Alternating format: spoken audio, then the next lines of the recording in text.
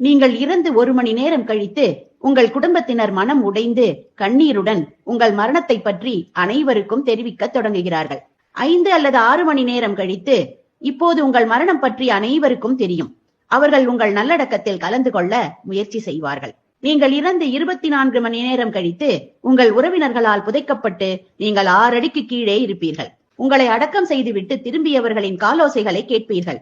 மேலும் 2 வானவர்கள் உங்களை உட்கார வைத்து உங்கள் இறைவன் யார், உங்கள் மார்க்கம் என்ன, உங்களுடைய நபி யார் என்று கேட்பார்கள். அதற்கு பிறகு உங்களுடைய ஜனாசாவில் கலந்து கொள்ள வந்தவர்கள் எல்லாம் என்ன சாப்பாடு என்று பேசத் தொடங்கி விடுவார்கள். 2-3 நாட்கள் செல்கின்றன. உங்கள் உடன் பிறந்தவர்கள் மற்றும் உறவினர்கள் மீண்டும் அவரவர் வேலைகளை நோக்கி செல்கின்றனர். வாரங்கள் செல்கின்றன. எல்லோரும் தங்கள் வாழ்க்கையின் இயல்பு நிலைக்கு திரும்புகிறார்கள். நீங்கள் இருந்ததில்லை என்பது போல. சுபஹானல்லாஹ். மற்றவர்கள் என்ன சொல்வார்கள், மற்றவர்கள் என்ன நினைப்பார்கள் என்று நாம் கவலைப்பட்டுக் கொண்டிருக்கிறோமே. நாளை நாம் கபரில் இருக்கும் போது நாம் செய்தது மட்டுமே நம்முடன் வரும். நாம் நினைத்ததை விட மிக விரைவாக நாம் மறக்கப்படுவோம்.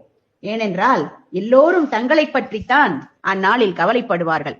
திருப்தியடையாத மனிதர்களை திருப்திப்படுத்துவதை விட்டுவிட்டு அல்லாஹுவை திருப்திப்படுத்துவோம். Download ShareChat.